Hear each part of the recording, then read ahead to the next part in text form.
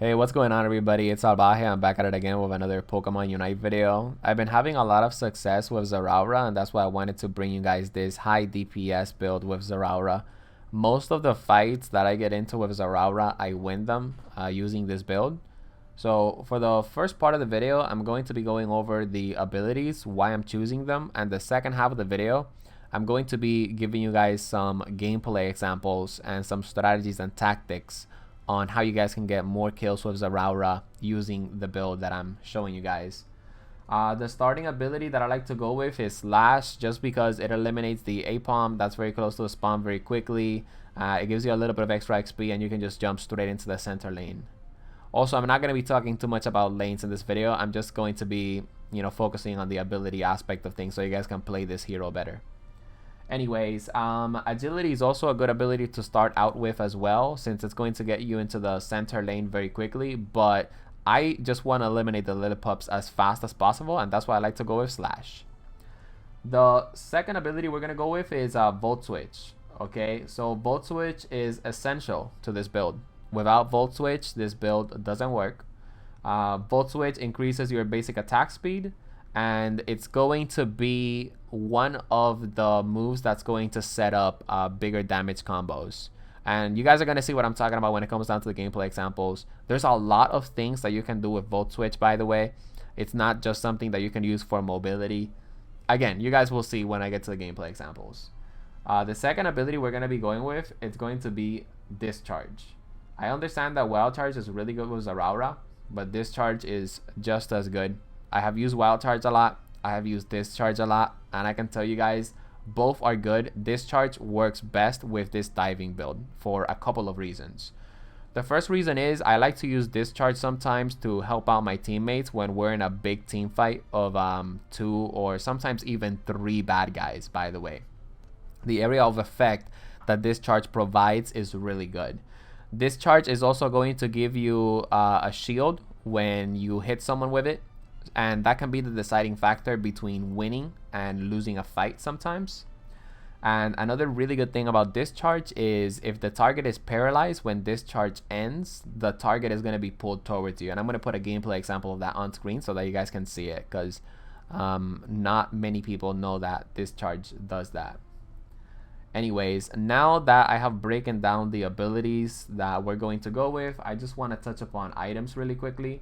I'm still experimenting with items, just like every single person that's playing Pokemon Unite right now. We still don't know what the best items are going to be, so do keep that in mind, guys. So I'm going to be going with the Muscle Band just so I can get that basic attack speed increase and so I can get that extra basic attack damage. I'm going to be going with the Float Stone just so that I can get a buff to my attack as well as my movement speed. I'm always also going to be on the move with Zeraora, which is why I want to make sure that my Float Stone is leveled up to 10 at least. But again, guys, we're all experimenting with the items in Pokemon Unite right now. If you don't want to put your item currency to level up your items, that's completely fine. And I'm also playing around a lot with the scope lens as well.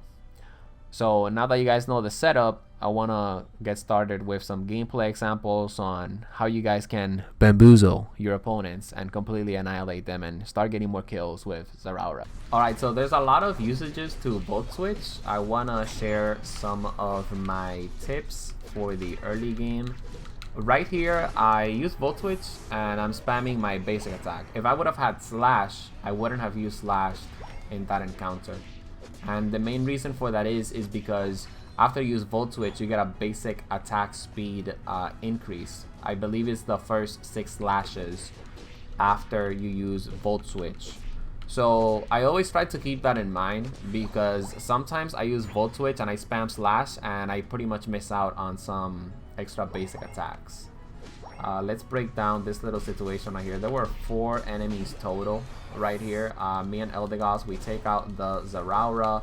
Easy kill on the Score Bunny as well, since I'm able to get the Slash. And this is another example where I'm going to be using Volt Switch. I see the Slowpoke going away towards their goal, but I'm not going to hit him twice with my Volt Switch, just because out of nowhere this Crustle could turn around and just dish out massive amounts of damage to me out of nowhere. Look, I kind of have some Crustle PTSD. But the point is, you guys want to make sure that you're utilizing the returning ability of the Volt Switch a lot, because it can set you up for some really good power plays. Also, make sure that you aim it, because right there I didn't aim my Volt Switch, and as you guys can see, I went in the opposite direction. Anyways, here is another example of using Volt Switch effectively. I'm going to Volt Switch towards the Crustal. I see the Gibble on the bottom. I'm going to teleport right back. You want to make sure that you're always using Volt Switch to attack, and you also want to make sure that when you go back, you're going back towards safety. That's what's been working the most for me. I want to go ahead and break down this little strategy that I also use with Volt Switch a lot of the time. Right here, I see that a Zeraora appears on the bottom side of the screen. So what I'm gonna do is, I'm fighting this wild Pokemon, right? So I'm going to Volt Switch into the enemy Pokemon. I'm going to do some damage with Discharge, and then I'm going to teleport to the other Pokemon that I was fighting. I do that a lot with wild Pokemon and enemy player Pokemon. It's something that can help out your teammates as well. As you guys saw right there was a Ninetales and an Eldegoss. I didn't need to get the finishing kill on that Zeraora, but I still wanted to help out my teammates anyway, because at the end of the day, we need to score goals, and eliminating that enemy Zeraora was going to help us do just that. And this right here is one of the reasons why I really like Discharge a lot. I had the Combi, the Vespiquen, the Rotom, and I also had the Cinderace to deal with. And those small seconds, right, from the immunity that I get from Discharge are so freaking valid. Not only do they help me exterminate the Cinderace, but I was also able to not die to the Rotom and also the bees. Also, I do want to go ahead and point out that the sole purpose of this game here was for me to try to get as many gameplay examples as possible for you guys. So that's why sometimes I'm not even playing the objective. Which, by the way, I should have definitely scored these 29 points on the enemy goalie rather than heading towards this fight down here. Well, let's go ahead and see how that turned out. I'm gonna activate my Discharge right in front of this Crustal and this Zeraora, just because I want to go ahead and get that extra damage in, and at the end of the day, it actually ended up working out.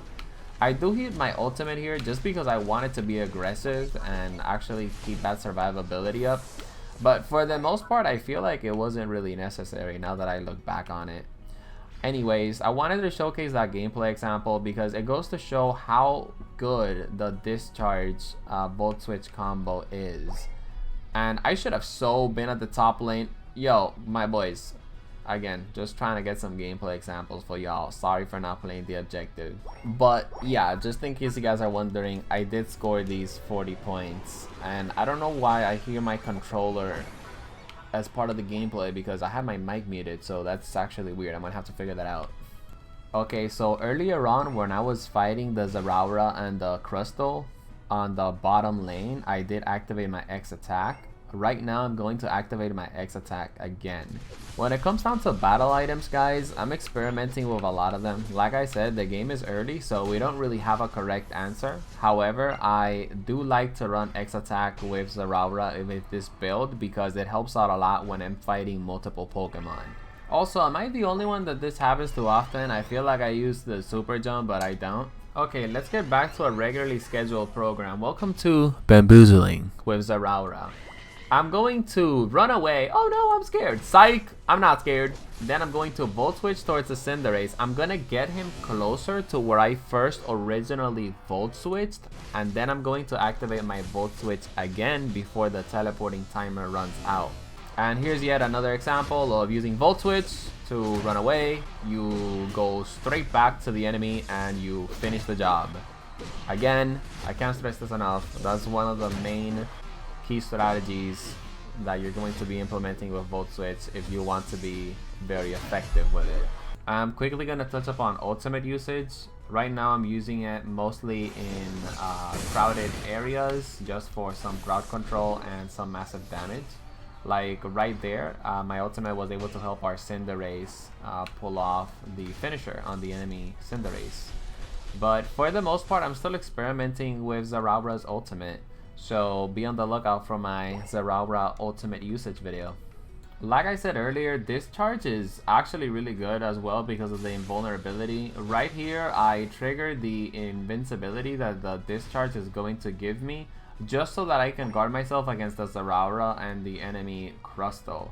And now comes a situation where I'm going to use my battle item, my X attack. I see the Zeraora is gone. I'm going to activate Discharge, get that bit of vulnerability, do a little back and forward with the Volt Switch, and that's yet another combo that you guys can add to your arsenal.